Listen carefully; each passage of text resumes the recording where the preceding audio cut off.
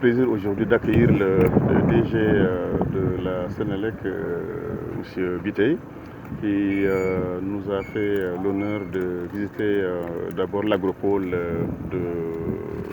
intercommunal de Malicounda, Nguyen et Sandiara, qui est un agropole sur 1160 hectares et qui va être en fait à l'image de l'agropole du nord, du sud et du centre, un poumon d'activité économique qui va se concentrer surtout sur la production de viande, de lait et de légumes pour le marché national et le marché international. Il sera composé de deux parties, une partie communautaire composée de 3 DAC, domaines agricoles communs, de 50 hectares pour chaque commune et qui va engager une centaine de jeunes de Malicounda pour le DAC de Malicounda, de Sandiara pour le DAC de Sandiara et de Nguyen pour le DAC de Sandiara. L'objectif du président, c'est la sécurité alimentaire et aussi augmenter le temps de travail, que les jeunes puissent travailler pendant l'hivernage, mais aussi pendant la saison des pluies. Augmenter les revenus et créer des emplois. On attend à peu près 5000 emplois directs et indirects dans cet agropole. L'autre partie communautaire, c'est les pâturages pour tous les éleveurs de la zone de Sandiara, Malicounda et Nguyen. L'objectif est de créer une zone d'abreuvoir, une zone d'alimentation de bétail et une zone de clinique vétérinaire avec des packs de vaccination. Cette zone-là également sera ouverte 12 mois sur 12, sera administrée directement par les associations d'élevage et par la commune. Maintenant, il y a une zone privée où, à l'image maintenant des agropoles, des zones économiques spéciales, nous allons maintenant mettre à la disposition de tous les demandeurs, de tous les professionnels, et des zones variant de 10 hectares à 50 hectares ou 100 hectares pour produire maintenant avec les dernières techniques de goutte à goutte, d'année solaire, de serre agricole, d'abattoir, d'élevage moderne et de production laitière. On va amener des vaches laitières qui ne font pas 2 litres de lait par jour, mais 30 à 40 litres de lait par jour, pour aussi contribuer à alléger la facture d'importation de lait au Sénégal, qui porte aujourd'hui sur 75 milliards. Comment le Sénégal peut faire ça? La seule façon de le faire, c'est vraiment moderniser notre élevage laitier pour en faire vraiment un des poumons de l'activité économique. Voilà les raisons pour lesquelles on a fait cela. Avant de venir ici, nous sommes passés par la zone économique spéciale de Sandiara, qui s'étend sur 100 hectares et qui aujourd'hui abrite 6 entreprises qui sont en activité et qui a un carnet aujourd'hui d'entreprises enregistrées de 33 entreprises. L'investissement, c'est 42 milliards.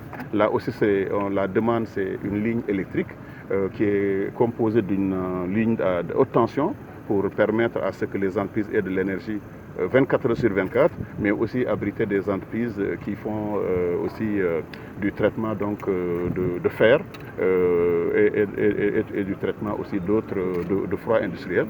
Il y a aussi d'autres entreprises qui sont dans le domaine de l'agroalimentaire, dans le domaine de l'élevage de poussins, dans tous les domaines. Donc voilà la raison pour laquelle nous étions passés là-bas.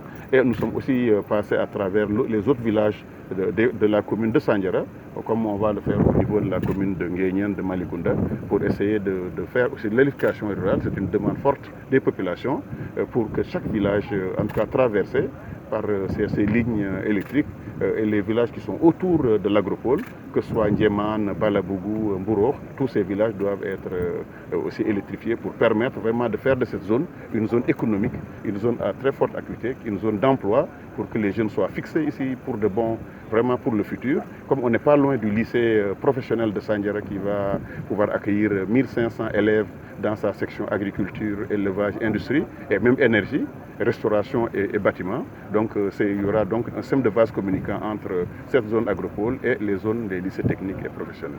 Donc je voulais vraiment remercier le DG pour ce déplacement, pour aider la commune, les 3 communes à être sur une rampe vraiment d'émergence. Et on sait que le point de départ, c'est vraiment amener assez d'énergie dans ces zones-là pour qu'on n'ait plus à avoir des entreprises qui ne peuvent pas fonctionner 24 sur 24, qu'on n'ait plus des entreprises qui fonctionnent sur des groupes électrogènes, mais des entreprises qui fonctionnent vraiment sur des lignes grid, sur des lignes électriques de la Sénélec, 24 heures sur 24. Voilà un peu la raison pour laquelle on est là-bas.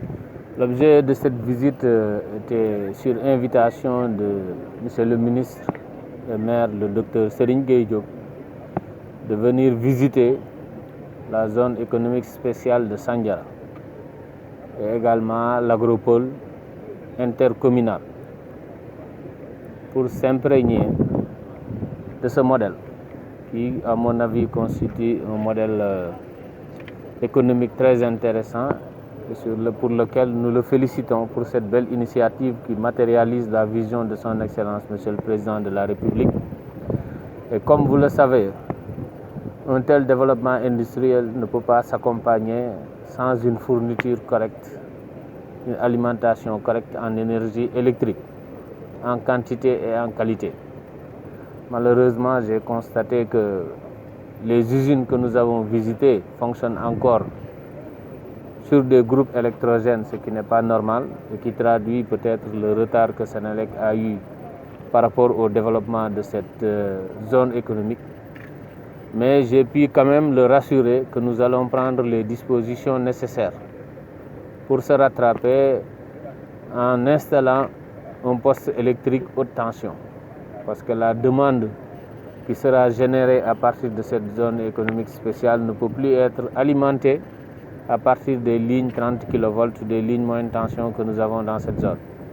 Et donc Senelec va nécessairement construire un poste haute tension qui aura une grande capacité d'évacuation et qui pourra fournir une alimentation correcte, de qualité, conforme aux besoins des clients que nous avons.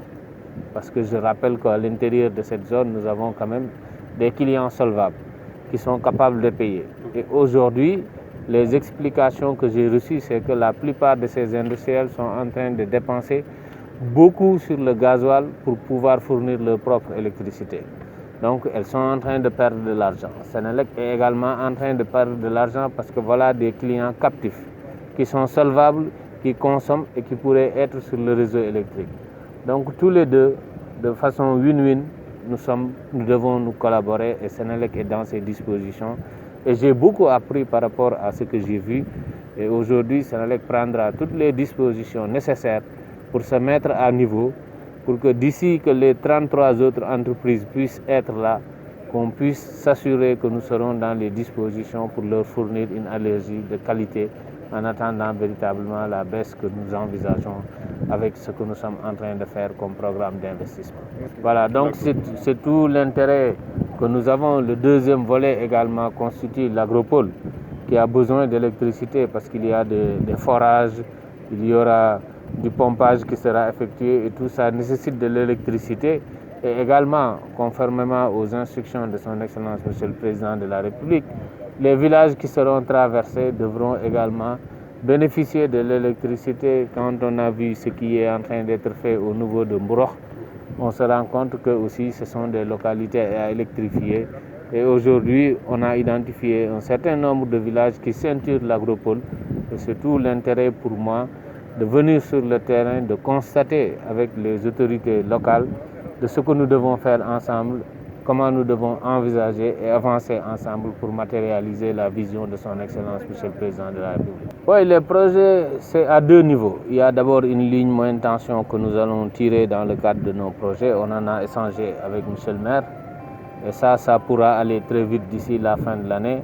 Mais l'autre projet majeur qui va concerner une alimentation sécurisée, c'est le poste haute tension. Heureusement, l'entreprise est sélectionnée, les études sont faites, on va bientôt démarrer les travaux. Et maintenant, le temps que ça prendra, peut-être d'ici la fin de l'année, au premier trimestre de 2021, le poste pourrait être opérationnel et en ce moment, on pourra alimenter l'ensemble des clients qui sont concernés. En tout cas, le plus difficile a été fait, l'entreprise a été choisie, le financement est disponible, les études sont faites, maintenant il reste que la durée des travaux pour que tout ça, on puisse l'intégrer dans ce but et alimenter correctement la zone économique spéciale.